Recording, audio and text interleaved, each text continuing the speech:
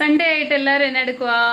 ദേ നിറയെ പണിയുണ്ട്. ഇനി ഇതെല്ലാം ഒതുക്കി പെറുക്കി പാത്രങ്ങളെല്ലാം കഴുകണം. അപ്പം ഞാൻ ചപ്പാത്തിക്ക് മാവ് കുഴച്ച് വെച്ചിട്ട് ചിക്കൻ കറി ഉണ്ടാക്കുക കേട്ടോ. കാണിക്കട്ടെ.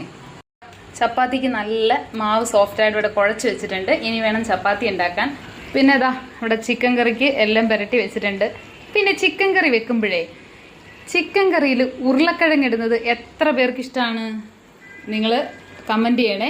എനിക്ക് ഭയങ്കര ഇഷ്ടമാണ് ചിക്കൻ കറി, ബീഫ് കറിയിലൊക്കെ ഉരുളക്കിഴങ്ങ് കിടന്ന ഉരുളക്കിഴങ്ങ് ഇങ്ങനെ കടിച്ച് തിന്നാൻ ഭയങ്കര ടേസ്റ്റാണ്. ചിക്കൻ ഇല്ലെങ്കിലും ആ ഉരുളക്കിഴങ്ങ് തന്നെ എനിക്ക് ഭയങ്കര ഇഷ്ടമാണ്. നിങ്ങൾക്ക് ഇഷ്ടമാണോ? പറയാൻ മറക്കല്ലേ. അപ്പോൾ സൺഡേ ആയാലും മൺഡേ ആയാലും നമുക്ക് എല്ലാ ദിവസവും ഒരുപോലെ അമ്മമാർ എല്ലാ ദിവസവും കഷ്ടപ്പെടുന്നത് പോലെ തന്നെ കഷ്ടപ്പെടണം. എന്നെ സംബന്ധിച്ചിടത്തോളം സൺഡേ ഒരുപടി കൂടുതലായിട്ട് കഷ്ടപ്പെടണം എന്നുള്ളതാണ്.